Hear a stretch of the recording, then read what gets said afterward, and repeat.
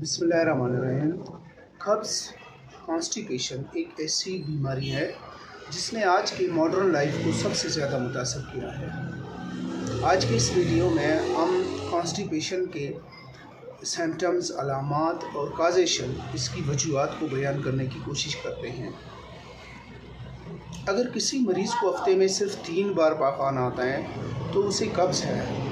अगर कोई मरीज़ पाखाने के दौरान उसे दर्द और तकलीफ़ या ज़ोर लगाना पड़ता है, और इसी तरह किसी मरीज़ को खुश्क पाखाना आता है या किसी मरीज़ को ऐसा महसूस होता है कि उसकी आंतें बंद हैं, या कोई मरीज़ जिन्हें फ़रागत के बाद तसल्ली नहीं होती हो, या ऐसी ख्वाहिश जिसे इंग्लिश में कहते हैं need to use finger pass stool, तो ये सारी अलामतें कब्ज़ की हैं।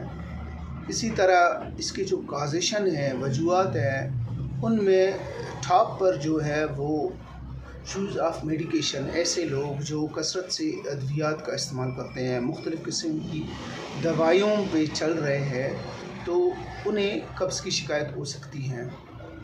लैक ऑफ एक्सरसाइज, ऐसे लोग जो बहुत कम एक्सरसाइज करते हैं, काम काज करते हैं और बैठे रहते हैं, तो उन्हें भी कब्ज़ की शिकायत हो सकती है।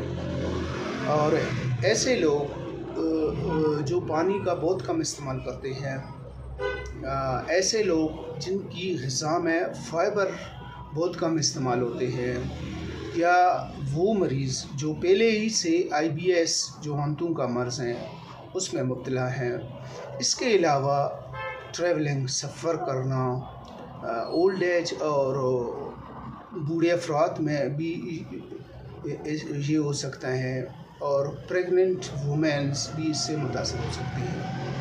तो कब्ज़ तमाम बीमारियों की माँ है और इसका हर वक्त इलाज करना चाहिए। आप सब अपनी सेहत का ख्याल रखिए। अल्लाह के